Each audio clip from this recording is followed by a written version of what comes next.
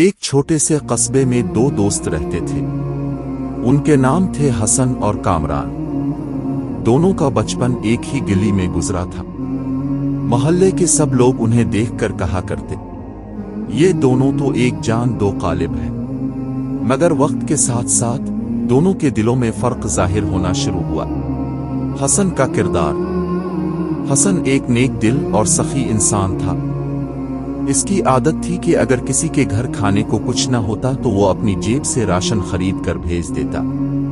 اگر کوئی غریب بچہ بغیر کتاب کے اسکول آتا تو وہ خاموشی سے کتابیں خرید دیتا۔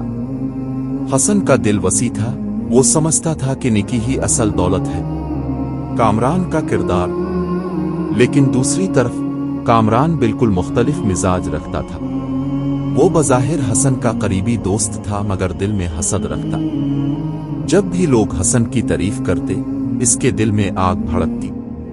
وہ سوچتا، یہ سب حسن کو ہی کیوں اچھا کہتے ہیں، میں بھی تو اسی کا دوست ہوں۔ کامران کے لیے دولت اور شہرت سب کچھ تھی۔ وہ دوسروں کی مدد کرنے کے بجائے بہانے بناتا اور اپنی جیب کا پیسہ صرف اپنی آسائش پر خرچ کرتا۔ پہلا امتحان۔ ایک دن محلے میں ایک حادثہ ہوا۔ ایک غریب مزدور کی جھونپڑی میں آگ لگ گئی۔ اس کی بیوی اور بچے کھلے آسمان کے نیچے آ گئے۔ لوگ تماشائی بنے کھڑے رہے۔ اسی وقت حسن آگے بڑھا۔ اس نے سب کو کہا، بھائیو، یہ ہمارے اپنے ہیں، ہمیں ان کی مدد کرنی ہوگی۔ دل میں جلتی ہوئی حسد کی آگ بڑھتی گئی۔ ایک دن اس نے سوچا، میں حسن کو بدنام کر کے رہوں گا۔ اگر لوگ اسے برا سمجھیں گے تو پھر سب مجھے اچھا مانیں گے۔ منافقت کی چال۔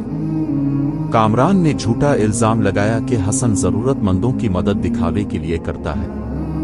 اس نے محلے میں افواہیں پھیلائیں، یہ سب نیکی نہیں، شہرت حاصل کرنے کا ڈرامہ ہے۔ کچھ لوگ شک میں آ گئے، مگر زیادہ تر لوگ حسن کی نیت کو پہچانتے تھے۔ حسن نے جب یہ سنا تو وہ مسکرایا اور کہا، سچ چھپ نہیں سکتا۔ لوگ کچھ وقت کے لیے گمراہ ہو سکتے ہیں مگر آخرکار حق ظاہر ہو کر رہے گا۔ اصل امتحان۔ ایک دن ایسا آیا کہ کامران خود ایک بڑے مسئلے میں پھنس گیا۔ اس کا کاروبار تباہ ہو گیا، قرض بڑھ گیا، لوگ اس سے ناراض ہونے لگے۔ وہ دن رات پریشان رہنے لگا۔ جب اس کے پاس کوئی سہارا نہ رہا تو وہ نادم ہو کر حسن کے پاس آیا۔ اس کی آنکھوں میں آنسو تھے۔